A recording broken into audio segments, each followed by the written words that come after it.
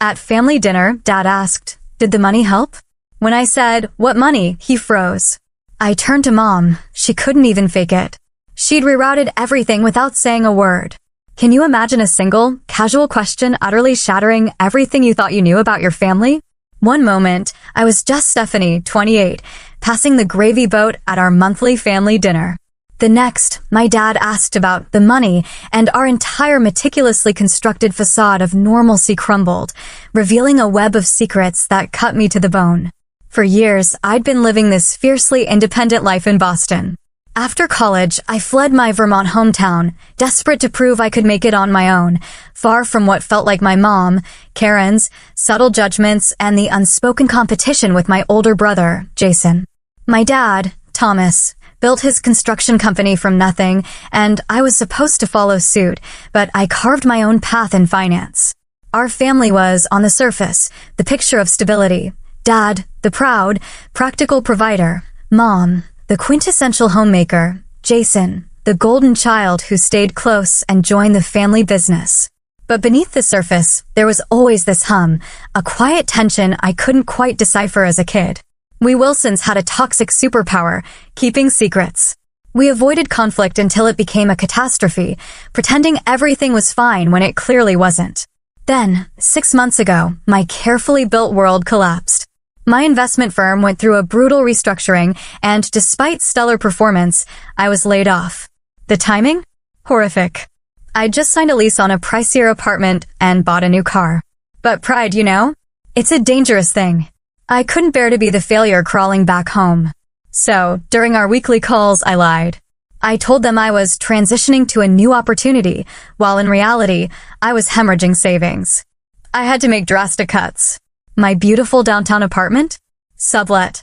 I moved into a tiny studio in a neighborhood where the windows rattled when trucks passed, and my upstairs neighbor seemed to practice river dancing at midnight. My barely driven car? Sold. I was suddenly on the bus, selling designer clothes, and eating a depressing parade of ramen and peanut butter sandwiches. What nobody knew was the physical toll, too. The stress triggered debilitating migraines, sometimes leaving me bedridden for days. Without insurance, the medication was insanely expensive, but I couldn't afford not to take them if I wanted to function for job interviews. So, when I pulled up to my parents' beautiful colonial for our monthly dinner, a tradition Mom started after I moved to Boston, I was a wreck, but I was determined to hide it. Jason and his wife, Megan, pregnant with their first, living the perfect life, were already there. As we greeted each other, I noticed Jason couldn't quite meet my eyes, and Megan was being overly nice, asking about my apartment and job with a strange intensity. I brushed it off as pregnancy hormones, but looking back, the signs were screaming. From the moment I walked in, something felt off. Mom hugged me a beat too long, her eyes scanning my face. "Have you lost weight?" she asked, a crease of concern on her forehead. I forced a laugh, mumbling about quarterly reviews. The lie was easy now, second nature. But cheaper groceries and stress had made my clothes looser. As we moved to the living room, Mom kept disappearing into the kitchen, returning each time with a more strained smile, endlessly rearranging the untouched appetizer platter.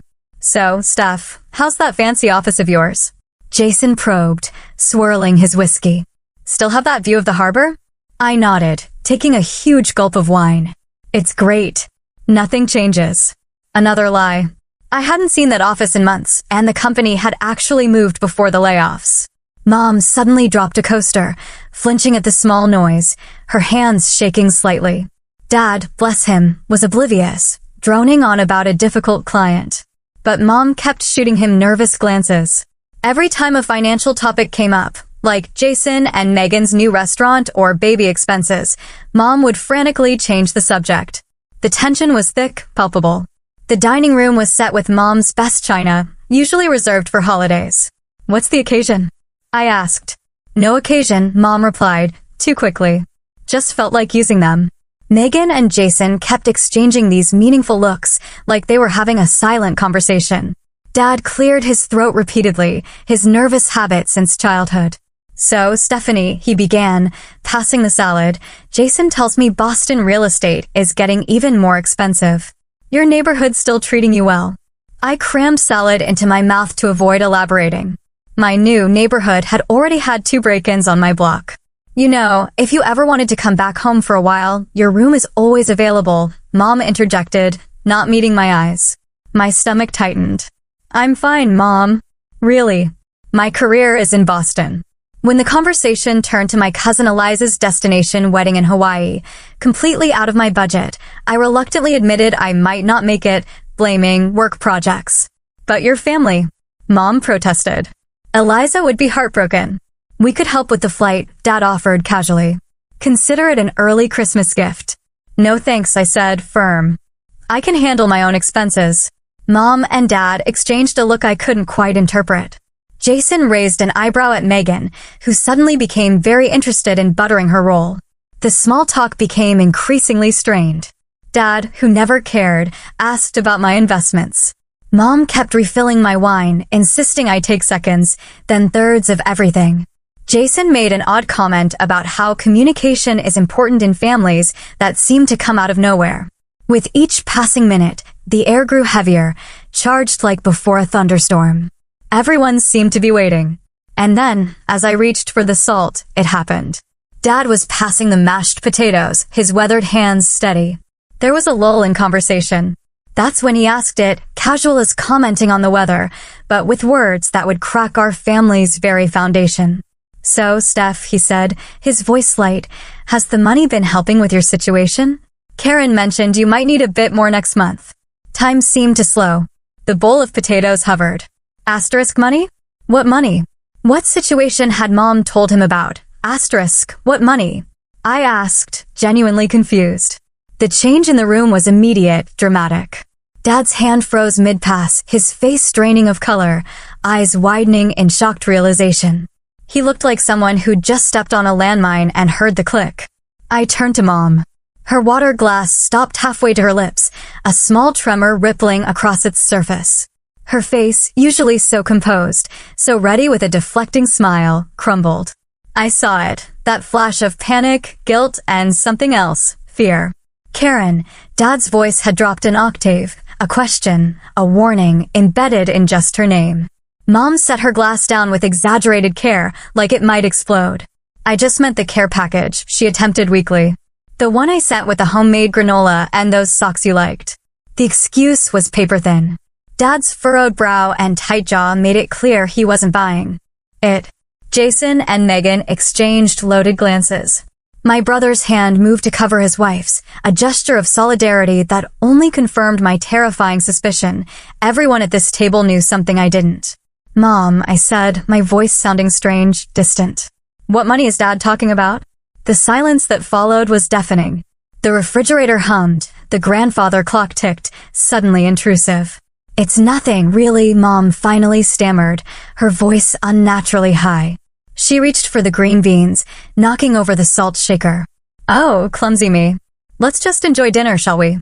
I made your favorite chocolate cake for dessert. Dad set the potato bowl down with deliberate slowness. Karen, he said again, unmistakable warning in his tone. What have you been doing? Mom's facade finally cracked. Her hand flew to her throat. Thomas, please, not now, she whispered. Yes, now. I insisted, my confusion morphing into a cold anger. What money? Has someone been sending me money? My heart hammered. Dad's face had shifted to profound disappointment. Jason was dissecting his pot roast into tiny pieces. I think, Megan said softly, that you all need to talk about this. Mom's chair scraped harshly as she bolted for the kitchen. Mom, I called, but she was gone. Dad put his head in his hands, then looked up, his eyes suddenly older, wearier. Stephanie, he said quietly, I think your mother has been keeping secrets from both of us. The perfect family dinner had become unrecognizable in seconds. With one question, the illusion shattered. I pushed back from the table, my appetite gone. I'm going to talk to Mom. As I walked, I heard Jason murmur to Dad, I told her this would happen eventually. Whatever this was, I was about to find out. I pushed through the swinging door to find Mom rearranging perfectly aligned dessert plates, her hands trembling. Mom, I said firmly, look at me. She fussed with plates. The cake needs a few more minutes. My voice was sharper than I intended, but it worked. She stopped, turning, though her eyes fixed somewhere over my shoulder. What money was Dad talking about? It's nothing, sweetheart. Just a misunderstanding. Her fingers pleated and unpleated her apron. Don't do that, I snapped, my frustration boiling. Don't pretend this is nothing when it's big enough to make everyone act like we're at a funeral. The door swung open again. Dad entered, his expression grave, his confident posture diminished. Karen, he said quietly. Tell her. Mom's face crumpled. She sank into a kitchen chair. I was just trying to help, she whispered. Dad moved to stand beside me. How much have you been sending her, Karen? $2,000 a month, Mom admitted, so quietly I almost didn't hear her. Since May. The floor seemed to shift beneath my feet. $2,000? Every month? That's $10,000. Where would you even get that kind of money? $12,000 actually, Mom corrected, still not looking at me. I sent a little extra in July for your birthday. Dad's sharp intake of breath told me that was news to him too. From where, Karen? We don't have that kind of disposable income. Mom's eyes finally met mine, filled with tears and desperate love. I sold my mother's jewelry. The antique collection we were saving for your wedding someday. And some of the silver. Grandma's jewelry? I whispered, stunned. Those were family heirlooms. Mom had spoken of them with reverence, promised they'd be mine. You sold family heirlooms without discussing it with me? Dad's voice had taken on a dangerous quietness. I didn't think you'd understand, Mom replied, a hint of defiance. Our daughter needed help. I didn't ask for help. I exclaimed, my shock giving way to pure anger. I never even knew about this money. How were you sending it? Direct deposits to your checking account, Mom said. I set it up through the bank. With shaking hands, I pulled out my phone. There they were. Monthly deposits, labeled only as a credit. I'd assumed they were delayed bonuses or expense reimbursements from my old job, never questioning it because I'd been so desperate for the money. Why didn't you tell me? My voice broke. You're so proud, Stephanie, Mom said, wiping a tear. You wouldn't accept help even when we offered directly. Remember your car repairs last year? Or your rent increase? You always say you're fine. The door swung open again. Jason, grim-faced. She knew, by the way, he said, gesturing to Mom. About you losing your job. She's known for months. I felt like I'd been slapped. How? Eliza told me, Mom admitted. She saw you coming out of an unemployment office when she was in Boston. So, you've all been lying to me? Pretending you didn't know I was struggling while secretly sending me money. The betrayal cut deep. And you knew too? I asked Jason. He nodded slowly. Mom asked me not to say anything. She said it would just embarrass you. And you were okay with her selling family heirlooms? With lying to Dad, Jason had the grace to look uncomfortable. I told her it wasn't right. That's why I've been helping her with some of the money for the past 2 months. Dad's head snapped up. You've been giving your mother money to send to Stephanie? Someone had to, Jason retorted, after Mom ran out of things to sell. She was talking about taking out a loan against the house. A loan against the... Dad couldn't even finish. He sank into a chair opposite Mom, looking utterly defeated. Karen, how could you make these decisions without me? You would have said no, Mom replied simply. And Stephanie needed help. You don't know that I would have said no. Dad argued, his voice rising. You didn't give me the chance. Like you told me about the business problems? Mom shot back, unexpectedly. Dad went very still. What are you talking about? The second mortgage you took out on the house last year, the credit card bills. Did you think I wouldn't notice? I watched, astonished, as my parents stared at each other like strangers. Jason leaned against the door frame, looking utterly unsurprised. The business had a temporary cash flow issue, Dad said stiffly. It's resolved now. See? Mom threw up her hands. This is why I didn't tell you about helping Stephanie. You don't tell me when there are problems either. The realization hit me like a physical blow. My seemingly solid, stable family was built on quicksand.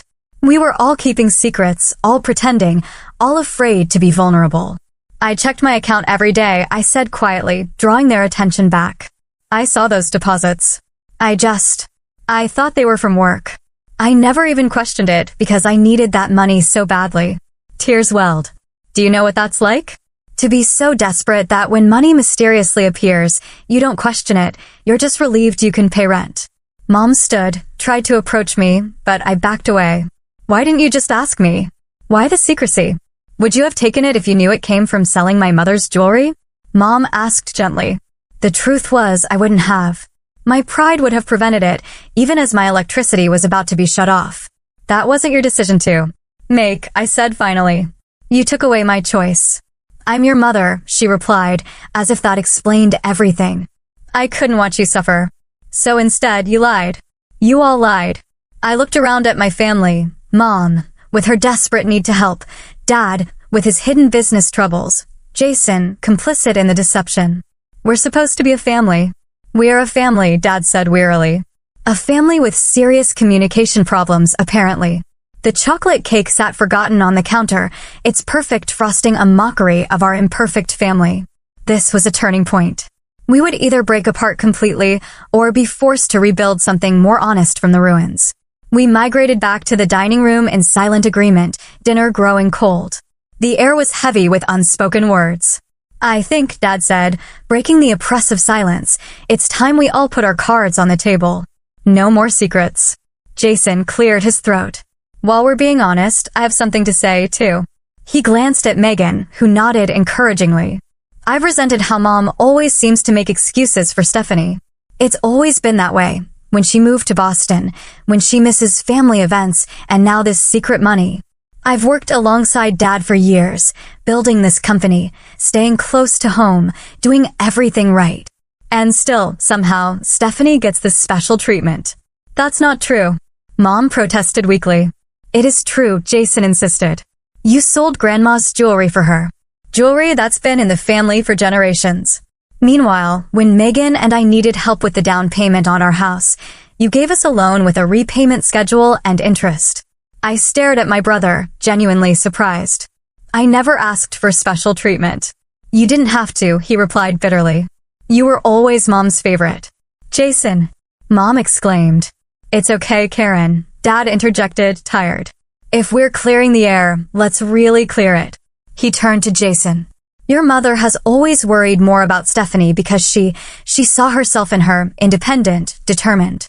And you've always been more like me, practical, rooted in family. We connected differently with each of you. That doesn't mean we love one more than the other. I tried to process this while still reeling from my mother's secret. I still don't understand why there was so much secrecy. Why couldn't we just talk to each other? Because that's not what Wilsons do, Dad said, with unexpected bitterness. We don't discuss problems. We fix them quietly and move on. Or pretend to fix them, Mom added quietly. Dad looked at her sharply. What's that supposed to mean? Mom's hands twisted in her lap.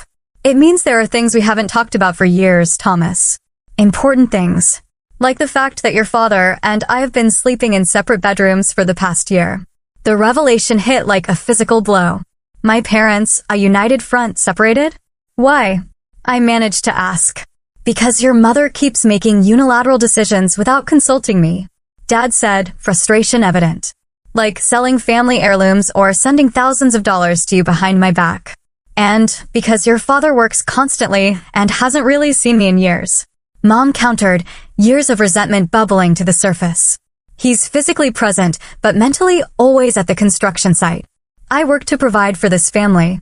Dad's fist came down on the table. We don't need provisions, Thomas. We need you.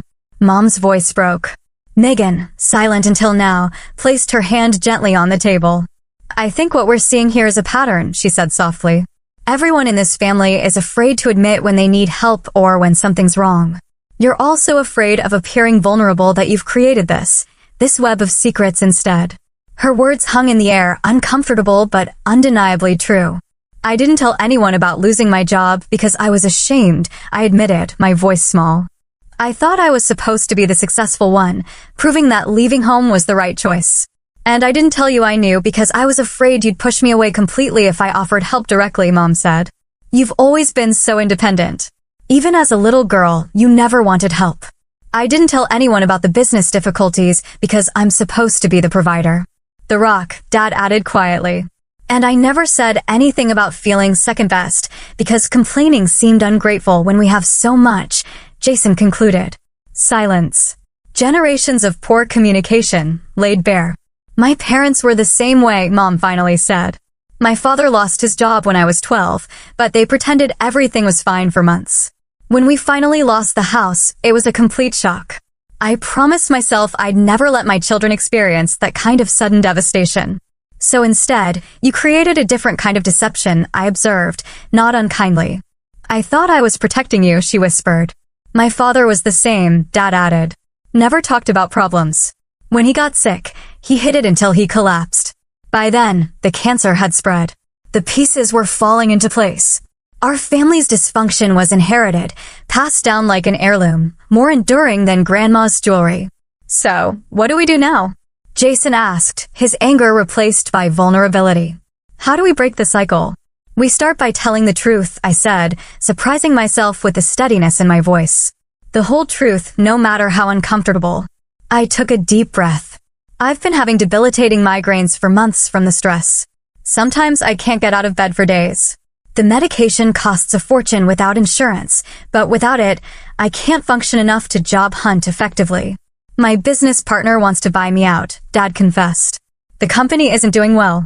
Hasn't been for years. I've been working 70-hour weeks trying to keep it afloat. I've been thinking about going back to teaching, Mom said. I love you all, but I need something that's just mine. I feel invisible sometimes. Megan and I have been in couples therapy for 6 months, Jason admitted. The baby wasn't planned, and we've been struggling to adjust to the idea. One by one, we unloaded our burdens, our fears, our secret struggles. With each confession, the air seemed to clear a little more, making room for something new. Something honest. Painful, yes, but ultimately healthier than the comfortable lies we'd been living. As our revelations exhausted themselves, a strange calm settled. The fancy china was untouched, food cold, and forgotten. I think we should move to the living room, Dad suggested, his voice hoarse from talking more openly in the past hour than he probably had in years. We migrated silently, exhausted. I don't know whether to be angry or grateful, I finally said, curling up on the sofa. Part of me is furious that you went behind my back, that you all knew I was struggling and pretended not to. But another part recognizes that without that money, I might be homeless right now. Mom's hands twisted in her lap. I never meant to betray your trust, Stephanie. I couldn't bear knowing you were in trouble and doing nothing. But you took away my agency, I said. My right to make my own choices, even if those choices were bad ones. You're right, she acknowledged, a difficult admission for her. I thought I was protecting you, but I was really protecting myself from the pain of seeing you struggle. Dad leaned forward.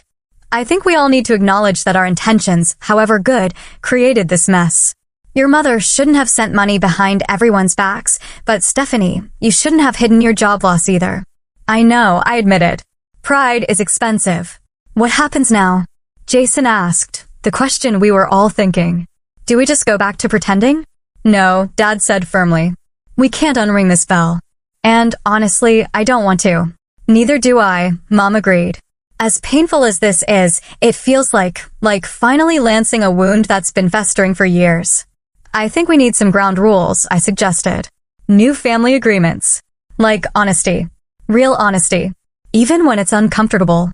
If I'm struggling, I'll tell you. But in return, I need you all to respect my independence, offer help directly, and accept my answer, even if it's no. That seems fair, Dad nodded. And I need to know that help doesn't come with strings attached, I continued. Not from any of you. The money was never about controlling you, Mom protested. Maybe not consciously, I acknowledged. But there's a power dynamic in secret giving. You knew something I didn't. You were influencing my life without my knowledge or consent. Mom was quiet, then nodded slowly. I can see that now. I have a suggestion, Megan offered. Jason and I have found our therapy really helpful. Maybe family counseling would give you all a safe space. Dad's immediate frown told me his thoughts, but to my surprise, he didn't dismiss it outright.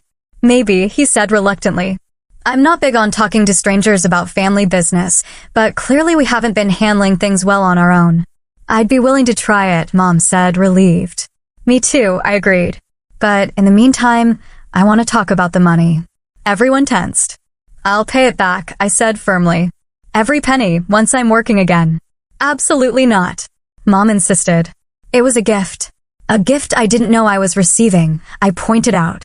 Besides, that money came from family heirlooms that should have stayed in the family. The jewelry was meant for you eventually anyway, Mom said. Not like this, I insisted. Not sold off piece by piece in secret. What if we compromise? Dad suggested. Stephanie, when you're back on your feet, you don't repay the money directly. Instead, you start a savings account for your own future children or to replace the heirloom someday. The suggestion resonated. It wasn't about the money, but what it represented: family legacy, support, continuity. I could do that, I agreed quietly. And in the meantime, Jason said, surprisingly, if you need help while job hunting, I might be able to offer you some contract work for the company. Just until you find something permanent. No special treatment, regular pay for regular work. I looked at my brother, seeing a genuine olive branch. I'd appreciate that. And I'll be direct about what we can and can't afford to help with, Mom promised. No more secret support. If you're really in trouble, Dad added, we want to know. Not so we can fix it for you, but so we can support you while you fix it yourself. The conversation continued late into the night. We talked about boundaries and expectations, communication styles. We made plans for weekly family calls where everyone would share one challenge they were facing. Dad reluctantly agreed to 3 sessions of family therapy. As exhaustion set in, Megan, now visibly tired, asked the unspoken question. So, what about tomorrow and the next day? How do we make sure we don't slip back into old patterns? One day at a time, Mom said simply. And we hold each other accountable, I added, gently but firmly. As Jason and Megan prepared to leave, my brother pulled me aside. I'm sorry, he said quietly, for resenting you all these years. I should have just talked to you. And I'm sorry for not seeing how my choices affected you, I replied. We've both been stuck in our own narratives. We hugged awkwardly, rusty at showing physical affection, but it was a start. As I prepared to leave, Mom handed me a small package. Open it when you get home, she said. Back in my tiny studio, I unwrapped the package. Inside was a small silver locket, one of Grandma's pieces that hadn't been sold. A tiny photo of our family from years ago, all smiling on a summer vacation, was tucked inside. With it, a note in Mom's handwriting, asterisk some treasures can't be sold. Love, Mom, asterisk. I closed the locket gently, tears welling. The road ahead wouldn't be easy, but for the first time in years, it felt like we were all finally walking it together, in the light rather than in shadow. 3 months have passed since that explosive family dinner. It's remarkable how a single question, has the money helped, could unravel decades of family dynamics in minutes. Sometimes I wonder if Dad's slip was entirely accidental or if some part of him wanted the truth to finally come out. We haven't discussed that, but he looks more relaxed these days, unburdened. The changes in our family haven't been dramatic or instantaneous. They've come in small moments, in hesitant conversations, in the conscious choice to speak truth, even when silence would be easier. We established weekly family video calls, and we've maintained them faithfully. The first few were awkward. None of us quite knew how to navigate our new commitment to honesty without the buffer of our usual polite evasions. But gradually, we've developed a rhythm. Each person shares one challenge they're facing, no matter how small. No fixing, just listening and supporting. Last week, Dad admitted he was struggling with the idea of selling his business. For the first time, I saw him vulnerable without shame, asking for perspectives rather than presenting decisions already made. Mom shared her fear of returning to teaching after so many years. Jason talked about feeling overwhelmed by impending fatherhood. And I confessed my anxiety about an upcoming job interview, my first serious prospect since the layoff. That's been another significant change. 2 weeks after our family meltdown, I received an unexpected call from one of Dad's business associates who needed someone with financial expertise for a growing tech company in Burlington. I was suspicious at first. Another secret intervention? But Dad swore he hadn't orchestrated it. Sometimes the universe has its own timing. I moved back to Vermont last month. Not to my parents' house, but to a modest apartment 15 minutes away. The job pays less than my Boston position, but the cost of living is dramatically lower, and I'm no longer spending money to maintain appearances I can't afford.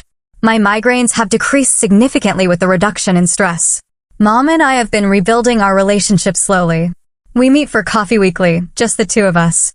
At first, we stuck to safe topics, but gradually, we've begun discussing deeper issues, her concerns about her marriage, my fears about starting over professionally. She's returned to teaching part-time at the community college, something she's wanted to do for years, but never pursued because of her self-assigned role as family caretaker. I define myself by what I did for everyone else, she told me during one of our dates. I forgot who I was outside of being your mother and Thomas's wife. And I was so determined to be different from you that I didn't recognize when I was making the same mistakes I admitted, just in reverse. I tried so hard to be completely independent that I isolated myself. The family therapy sessions Dad reluctantly agreed to have been surprisingly productive. Dr. Winters, our therapist, identified patterns none of us had recognized. How Dad's need for control and Mom's need to nurture had created a dynamic where honest communication felt dangerous. How Jason and I had internalized those patterns in different ways. Your family operates on unspoken rules, she observed in our third session. The primary one being problems should be solved privately, not discussed openly. That might work for simple issues, but for complex emotional matters, it's disastrous. Dad, to his credit, has been trying. After our fifth session, he pulled me aside. This talking business isn't natural for me, he admitted gruffly.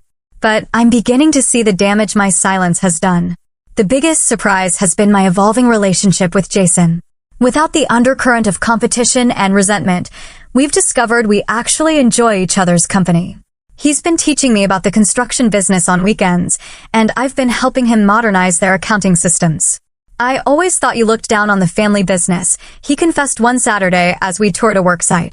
And I always thought you resented me for leaving, I replied. I did, he admitted.